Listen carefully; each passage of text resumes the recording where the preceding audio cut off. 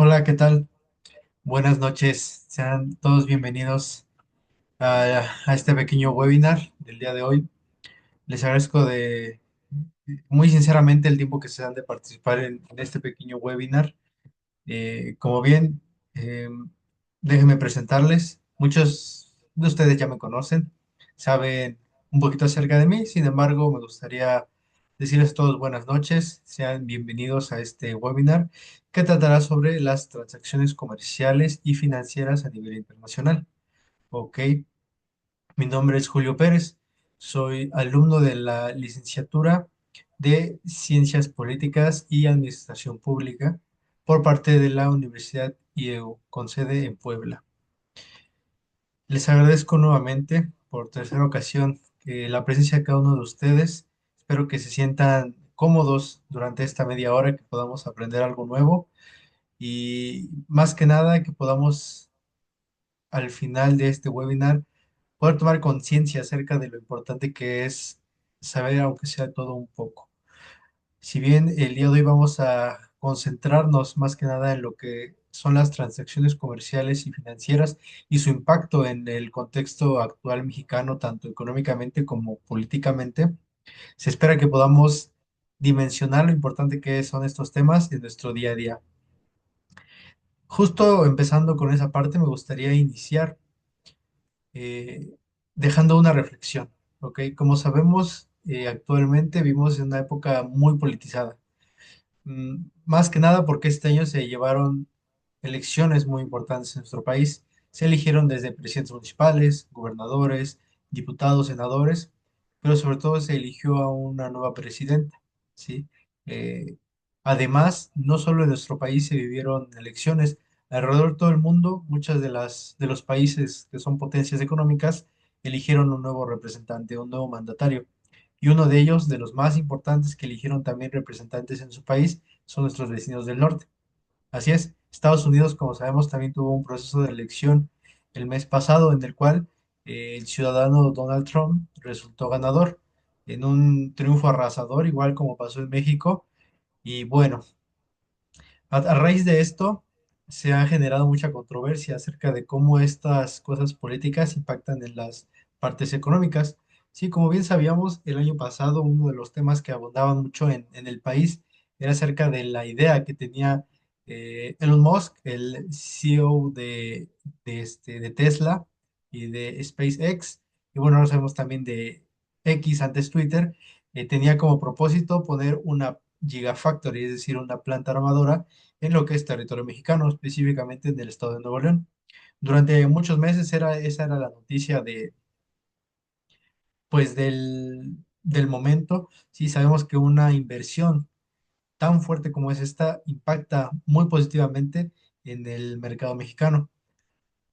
Por inicios de años, Elon Musk anunció que iba a cancelar, o mejor dicho, a pausar la creación de esta fábrica en territorio mexicano.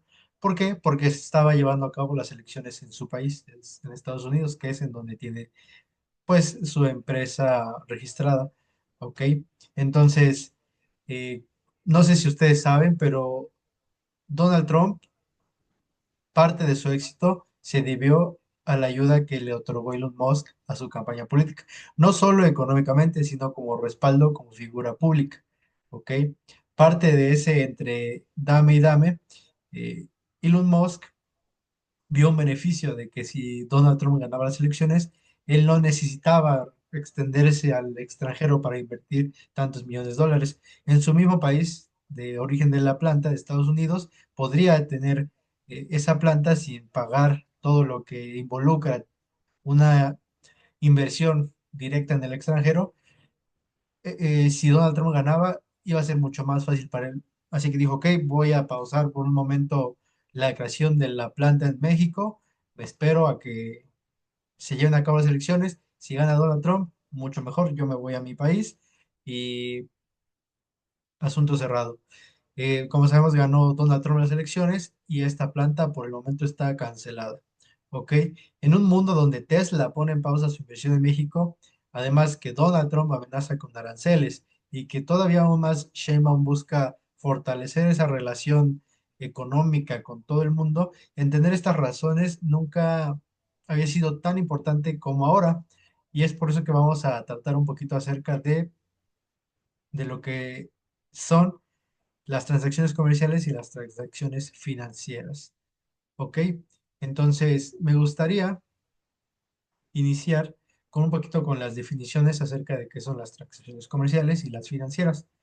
¿Ok? Las transacciones comerciales son el intercambio de bienes y servicios entre países registradas en la balanza comercial. Por ejemplo, México exporta automóviles a Estados Unidos. ¿Ok? Entonces, recapitulando, las transacciones eh, comerciales son todas aquellas transacciones que se tratan acerca de los bienes y de los servicios que puede ofrecer un país. ¿Ok? Y las transacciones financieras son movimientos de capital entre estos países, como inversiones extranjeras, préstamos internacionales, remesas, entre otros. Un claro ejemplo de una transacción financiera, por ejemplo, Volkswagen el año pasado anunció una inversión de $1.000 millones en su planta aquí en Puebla, pues para la creación de autos eléctricos en el territorio mexicano. Si podemos como hacer una conjetura entre estos dos ejemplos, una transacción comercial es aquella de bienes y servicios de un país a otro, puesto que estamos hablando ahorita del tema internacional. Un ejemplo, México eh, elabora autos y los exporta principalmente a Estados Unidos. Esa es una transacción comercial. Una transacción financiera es cuando esta empresa, en este caso Volkswagen, invierte capital, invierte de manera directa el recurso al país, ¿ok? Eso lo convierte en una transacción financiera. Entonces, si nos vamos como ya haciendo una conjetura, es muy necesaria una transacción financiera para lograr a cabo la transacción comercial. Y por otro lado, no es posible tener transacciones financieras si no tenemos un sustento como una transacción comercial. ¿Ok? Entonces, entender la relación entre estas dos, pues es importante ahora en este mundo tan globalizado. Estas transacciones impulsan el crecimiento económico y las relaciones internacionales. En esta presentación exploramos un poquito la relación y el impacto de los desafíos actuales. Ok, entonces, ¿cuál es la relación con la macroeconomía? Tal vez algunos de los términos que están escuchando son un poquito complejos, no muy comunes. Prácticamente lo que es la transacción comercial y la transacción financiera son temas del ámbito económico, ¿ok? Si bien sabemos, muchos creemos que la economía se centra únicamente en las matemáticas, ¿sí? En cuánto dinero se puede hacer, en cuánto cuestan las cosas, cuánto necesita de inversión un lugar, un país, un servicio, pero principalmente la economía no todo es matemático, ¿ok? En este caso, y en base a mi carrera, también la economía tiene un sustento en lo político, en la administración pública, ¿ok? Entonces sabemos que el comercio, como ya dijimos, es el intercambio de bienes y servicios entre estos países. Y las finanzas, pues es el movimiento del capital, ¿ok? La inversión extranjera y los préstamos internacionales. Parte de la economía que tenemos hoy en día en el México del siglo XXI se debe a las corrientes económicas que transcurrieron a lo largo de muchos años. ¿Sí? Los filósofos o los teóricos económicos tuvieron su auge en el siglo XX. Me gustaría platicarles un poquito acerca de uno en particular. ¿Sí? Este importante también economista, permítanme, denme un momento.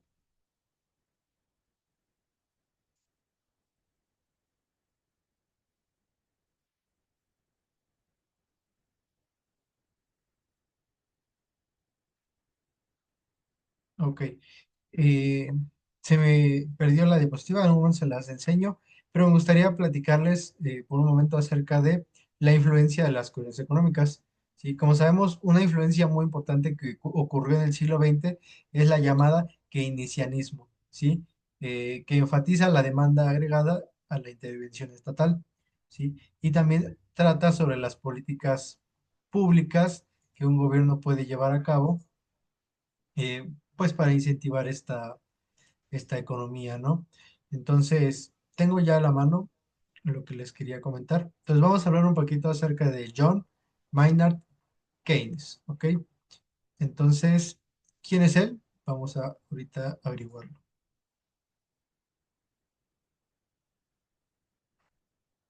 Ok, entonces John Maynard Keynes nació en la ciudad británica de Cambridge, muy conocida por albergar la famosa Universidad de Cambridge, ¿ok? Que además fue la primera del mundo que ofertó entre sus títulos de carrera la carrera de economía, en la que Keynes fue primero alumno y más tarde profesor.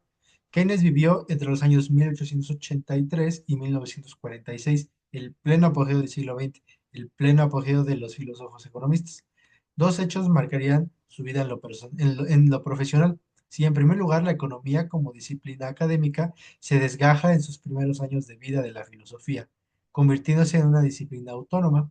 Y en segundo lugar, la Gran Depresión que durante los años 30 vivieron muchos países y que fue una de las fuentes de los desvelos profesionales de Keynes.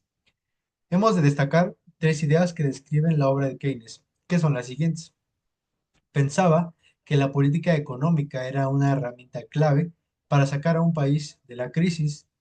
También él pensaba que su idea era de que los gobiernos debían tratar de estimular la demanda que había en la economía y que la mejor manera de estimular la demanda sería utilizar la política fiscal y el déficit público. ¿Ok? Entonces, ¿cómo esto ayuda o nos ayuda a entender un poquito del contexto actual que vive México? Sí, como bien enseñó John Keynes, parte de los tres aspectos básicos de su teología era que el gobierno, el Estado, la política tenía que tomar mano de la economía. ¿Para qué? Para salvaguardar los intereses no solo políticos, sino también empresariales. Sí, para mover la economía y generar la demanda pues, en la sociedad. Parte de lo que les comentaba al principio era acerca de cómo ahorita estamos viviendo esa parte. Si bien sabemos, cuando ganó Donald Trump la presidencia de Estados Unidos, se nos había, o bueno, más que nada él había amenazado a México, ¿sí? ¿Con qué lo amenazó?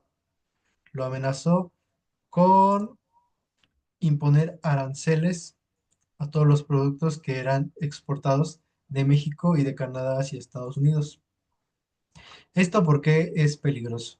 Ok, como sabemos, un arancel es un impuesto, en pocas palabras, que se les pone a los productos extranjeros para que se puedan vender en el territorio nacional y que los productores nacionales no perdieran o no pierdan ese dinero, ¿no? Y también lo hacen como una protección de su divisa, de su moneda. En este caso, la divisa que nosotros usamos es pues la del dólar, ¿ok? Entonces, una de las políticas que utilizó Donald Trump se basan o se centran especialmente en el movimiento del keynesianismo, ¿ok?